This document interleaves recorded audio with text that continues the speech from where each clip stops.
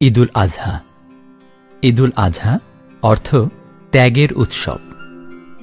ত্যাগের এই পবিত্র উৎসবে 12টি শুদ্ধাচার পালন করেই আপনি ভাঙতে পারবেন ভ্রান্ত মানসিকতার বৃত্ত, হতে পারবেন সুআচারী ভালো মানুষ। 1. কারো কাছে কোরবানির পশুর দাম জিজ্ঞেস করবেন না। কোরবানির পশুর কোনো দাম হয় না। আর কেউ পশুর দাম জানতে চাইলে বলুন, আল্লাহ যা সামর্থ্য দিয়েছেন তার মধ্যেই কেনার চেষ্টা করেছি।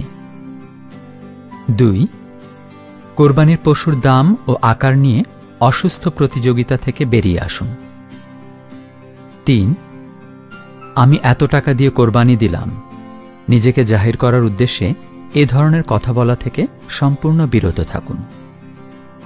4. কোরবানির পশু কেনার পর বাজার দর যাচাই করে দামে ঠকে গেছি এ ধরনের আফসোস করবেন না। 5. কোরবানির গোশতের ওজন ও পরিমাপ নিয়েও কথা বলবেন না। 6. আল্লাহর নির্দেশনার সাথে পূর্ণ একাত্মতার জন্যে কোরবানির পশু বাস্তবে দেখে ও ভালোভাবে বুঝে কিনুন। অনলাইনে কিনতে গেলে অধিকাংশ ক্ষেত্রেই ঠকার সম্ভাবনা বেশি। 7. কোরবানির গোশত যথাযথভাবে বিতরণ করুন। গোশত সংরক্ষণের উদ্দেশ্যে ফ্রিজ কেনার ভ্রান্ত মানসিকতা পরিহার করুন। 8. খাদ্য উৎসবে মেতে উঠবেন না, খাবারে পরিমিতি বজায় রাখুন। 9. কদিন পর কোরবানি করব এই ভেবে কোরবানির পশুকে অযত্নে, অবহেলায়, অনাহারে রাখবেন না। 10. কোরবানির পশুর সাথে সেলফি তুলবেন না, এটি একটি ভ্রষ্টাচার।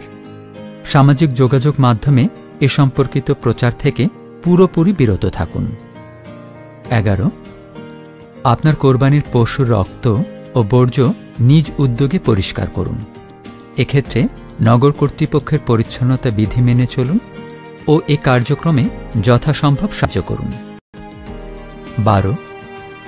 ঈদের ছুটিতে পরিবার, প্রতিবেশী, আত্মীয় ও পরিচিতজনদের আনন্দের সাথে সময় দিন। টিভি, ইন্টারনেট, ফেসবুক, ইউটিউব আসক্তি সহ সব ধরনের ভার্চুয়াল আসক্তি থেকে মুক্ত থাকুন।